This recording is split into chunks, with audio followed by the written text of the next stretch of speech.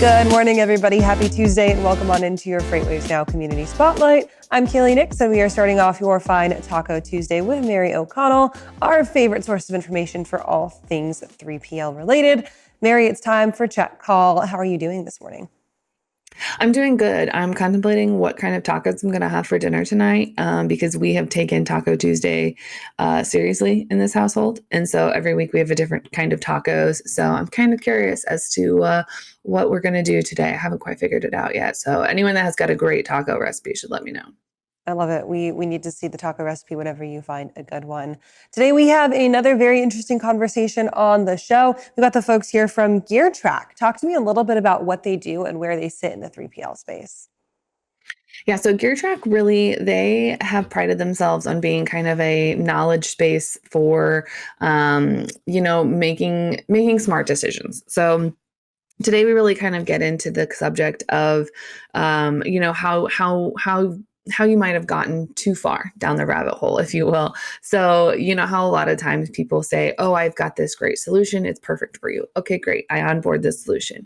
Oh, I've got this other solution. It's perfect for you. Okay, great. I'm onboarding this solution. And suddenly you have like 4 or 5 vendors all integrated into your system. And it's great. You're having a great time. But with each of those vendors, you get more licensing fees or other seats or seat fees or whatever you want to call it. And sometimes it just gets to be too much, but you've already been entrenched in this and it's already working. So what are kind of your options? And so today we really kind of break down what it looks like to go from those multi-vendor solutions to maybe a more single streamlined vendor that can do everything. So because sometimes those licensing fees can really get away from people. And so it's really important to kind of take a step back and say, okay, well, it's working now, but is it the most efficient? Do I have people going into 3 or 4 different screens to try and book a load? What does it look like if I choose another partner that maybe could help me more or has a different solution? Do I still get that same level of visibility? Because there's times where I've even worked at companies that I'm like, okay, cool, we have this system that does this, and system B does this, but it also does parts of system A, but we're only using it for one portion of it. So that's cool. We're just paying 2 companies to do what one company could do. And it's just kind of like is this the most effective use of our time and resources, the situation, you know? Yeah, the idea that more is always better isn't necessarily true when it comes to your technology solutions, right? Everybody thinks like, oh man, I want this technology solution to do everything for me. Or you have the opposite thought case where it's like, I want one technology solution for every single task that I need to do, right? It's like overflow kind of. And then, as you mentioned, it gets very, very costly very quickly.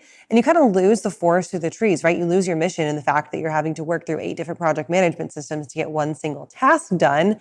And it's just a little ridiculous, especially in the broker space where we know that time is of the essence and brokers make their money on the time that they have available to use. How do they even start to go about clearing up maybe some of that workflow and clearing out some of these outdated or overnumbered vendor solutions? So I think it's really important to kind of take a step back and say, okay, what does an average day in our broker look like? And whether that's having someone document all the steps it takes for them to go through a load or to book a load, or just literally sitting with a team, or because chances are if you gather a team up and if you have that kind of culture where feedback is encouraged and welcome, they'll tell you what they like and what they don't like and what systems they don't use or that they feel is kind of unnecessary. So really being able to take a step back and saying, okay, well, what's actually important and what's not is going to be the absolute key, because it's not always super important, you know? So so I think definitely starting there of, hearing the grievances from the team and saying, okay, this is what we like, this is what we don't like, or this is what we wish we could do. Because there's sometimes that even with all of these technology solutions, you're still left wanting more because not everything is what you thought it was going to be. Or the famous, oh, this person is going to solve all of our problems. And when you go to integrate, oh, suddenly we can't do a full integration because of some component somewhere, and now the software doesn't do everything that it's supposed to do, and I have to go get yet another software to fix what that one should be able to do.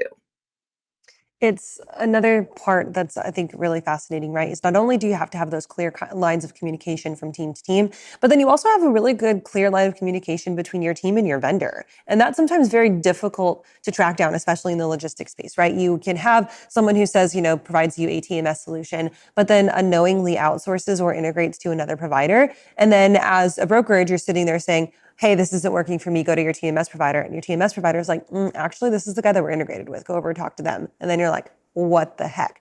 How much responsibility also then falls on the individual provider versus who they're integrated with to clear out those lines of communication? Or is it all just, hey, you got to do the best that you can?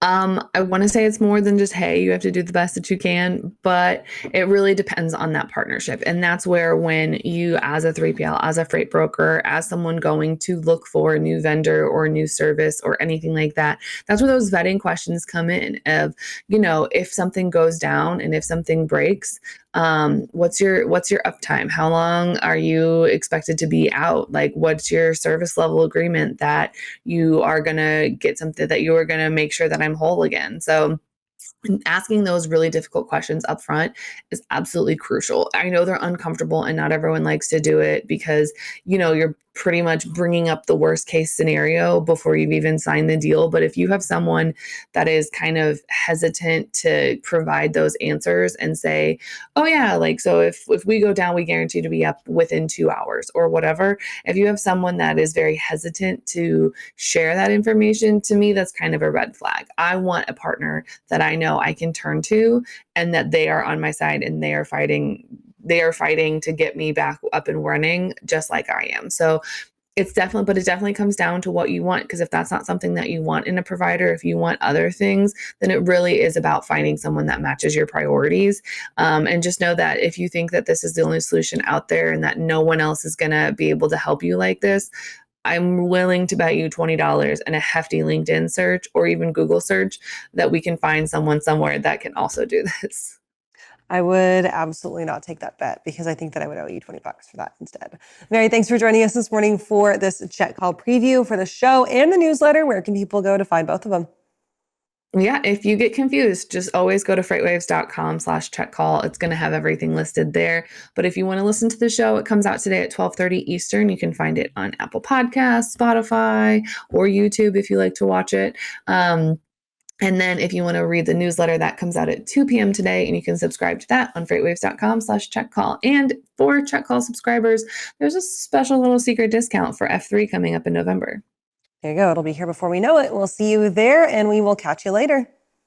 Bye, guys.